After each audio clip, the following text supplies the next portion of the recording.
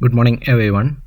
At the outset, let me thank the organizers for providing me an opportunity to present our research. Today, I am going to discuss how body position impacts nasal dynamics, particularly focusing on insights gained through four-phase positional rhinomanometry. Understanding the nasal airflow, nasal resistance is crucial, especially in patients with obstructive sleep apnea. This study digs deeper into these dynamics and provides valuable insights into how nasal resistance and airflow behave in different positions in these patients. My presentation is divided under these headings. Before going into the presentation, I will explain some of the key concepts. Experiencing nasal obstruction while lying down and during sleep is a common presentation in ENT OPD. This was first described and named by Rentkrantz. The issue tends to worsen at night and is particularly problematic for people with conditions like OSA. It has a major impact on both sleep quality and general health of the patient. Rhinomanometry is a functional test for understanding nasal physiology. It was first introduced in 1970s by Cotil and Massing. Its modern version, the four-phase positional rhinomanometry, was introduced in 2009. It is an objective method for assessing nasal resistance and nasal conductance during the four phases of respiration. Why this study is important? Nasal airway contributes more than 50% of upper airway resistance in patients with OSA. Previous studies done in normal people, patients with chronic nasal obstruction, and allergic rhinitis have shown that postural changes have significant influence in nasal resistance and intranasal geometry. However, in patients with OSA, nearly all publications refer only to classic rhinomanometry, and there are controversies still existing regarding changes in nasal obstruction and airflow. This study aims to fill this gap by using four-phase positional rhinomanometry to evaluate nasal airway resistance and airflow in both sitting and supine position. Aim and objectives.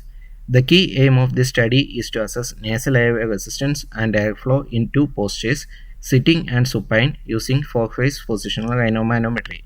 Our main objective is to investigate whether there is significant correlation between nasal airway resistance and nasal airflow when comparing these two positions. Materials and methods. This was a cross-sectional study conducted over 12 months from January to December 2023. Our inclusion criteria targeted adult patients presented with symptoms of sleep-related breathing disorder with an AHI more than 5 in a sleep study. We excluded patients who had undergone nasal surgeries, had recent nasal trauma, or were on medications affecting nasal mucosa, as well as smokers. The four-phase positional rhinomanometry procedure involved measuring nasal airflow and resistance in both sitting and supine positions. A pressure-sensitive probe was attached to one nostril while an airtight mask covered the nose and mouth, allowing us to assess airflow. Measurements were completed within 20 minutes to minimize the impact of the nasal cycle. Total nasal airway resistance and nasal airflow were measured. Statistical analysis were done to identify correlation between sitting nasal airway resistance versus supine nasal airway resistance, sitting nasal airflow versus supine nasal airflow. Results. We analyzed data from 116 patients using four-phase positional rhinomanometry. There was statistically significant increase in total nasal airway resistance when patients moved from sitting to lying down. Correspondingly, nasal airflow decreased in both nasal cavities when patients were in the supine position. A closer look at the statistical analysis shows strong correlation with a significant difference in nasal airway resistance and nasal airflow between supine and standing positions. These findings confirms that body position has a major impact on nasal airflow dynamics, especially in OSA patients. Discussion and conclusion. In our study, a significant increase in nasal resistance when transitioning from a sitting to lying down position in OSA patients were noticed.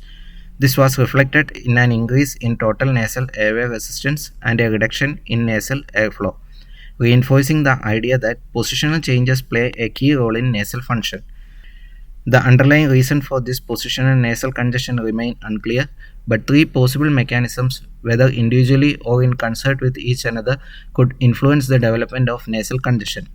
One is venous stasis hypothesis, where the pressure inside IJV increases when lying down. Second is baroreceptor mediated reflex hypothesis, or neural reflex mediated pressure sensors in the axilla Third is withdrawal of sympathetic activity during a positional changes from sitting to a supine position. All these can result in vascular dilatation in the nasal mucosa.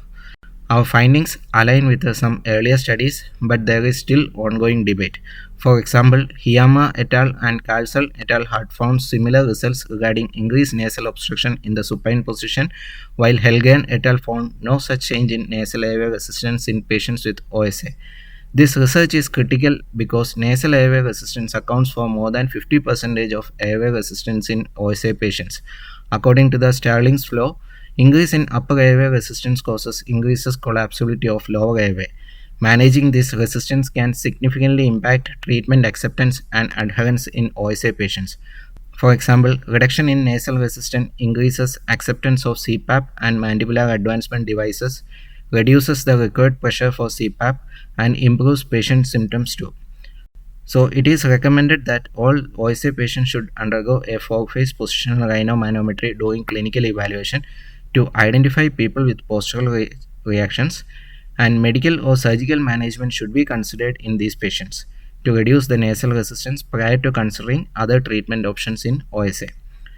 Coming to the limitations of our study, while our study provides valuable insight, we must acknowledge its limitations. Nasal resistance throughout the entire night is critical, not just the first few minutes after lying down. Future studies should focus on long term monitoring of nasal resistance during sleep. Additionally, normal nasal physiology, including the nasal cycle, is not fully understood, and which could introduce confounding variables into our results. Thank you for your patient listening.